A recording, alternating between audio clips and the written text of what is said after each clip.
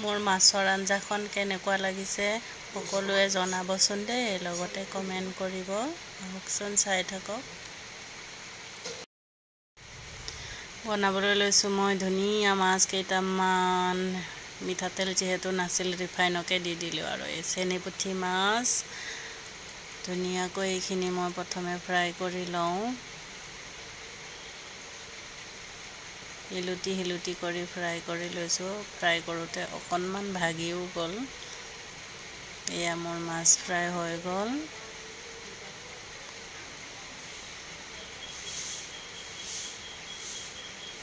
মাছ যিহেতু 4টা আছিল, গতিকে আকৌ বাকী দুটাও মই ফ্ৰাই কৰি ল'লোঁ প্ৰথমে। এই দুটাও হৈ গ'ল, মাছখিনি অলপ ভাগিল। এতিয়া বনাবলৈ লৈছোঁ আঞ্জা। পিঁয়াজ দিলোঁ মই, তেজপাত দুখিলা, লগতে অকণমান জিৰা দি দিছোঁ। যিহেতু মই একদমেই চিম্পুলকৈ বনাম তৰকাৰীখিনি। মছন্দৰী দি দিছোঁ। মছন্দৰীৰ লগত বনাম মই মছন্দৰী মাছৰ আঞ্জা।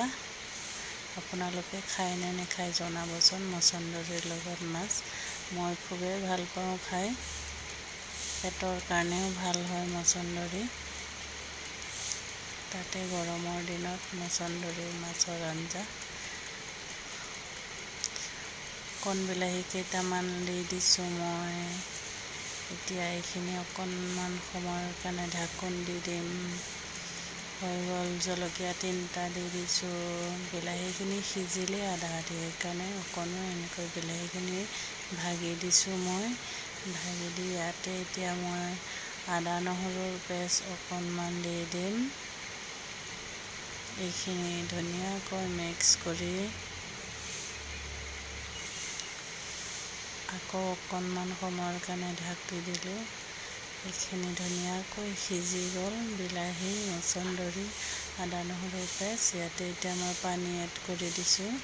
পানী মই কমকৈ দিছোঁ, কাৰণ মই বেছি জোল নবনাওঁ, অলপ গ্ৰেভি টাইপত বনাম মই। সেইকাৰণে অকণমান পানী দিছোঁ। এইখিনি এতিয়া ঢাকি ধুনীয়াকৈ উতল অহাৰ পিছত ইয়াতে মাছকেইটা মই দি দিছোঁ। মাছকেইটা দিয়াৰ পিছত এইখিনি কমচে কম 10-15 মিনিটৰ কাৰণে এনেকৈ সিজিবলৈ দিব। ধুনীয়াকৈ উতল আহি মোৰ মাছ ৰেডি হৈ গ'ল। চাওকচোন কিমান ধুনীয়া হৈছে মোৰ মাছখিনি। আপোনালোকেও এনেকৈ মছন্দৰীৰ লগত বনাই খাবচোন, খুব ভাল লাগে। যদি জ্বলা বেছি খাই জ্বলা দিব। মোৰ যিহেতু ল'ৰা-ছোৱালী দুটা জ্বলা খাব নোৱাৰে, কমকৈ দিছোঁ মই জ্বলা। ধনিয়া অকণমান ওপৰত ক্ৰাছ কৰি দিছোঁ। এয়া মোৰ মাছৰ আঞ্জা ৰেডি হৈ গ'ল। আপোনালোকে জনাবচোন কেনেকুৱা লাগিল মোৰ মাছৰ আঞ্জাখন।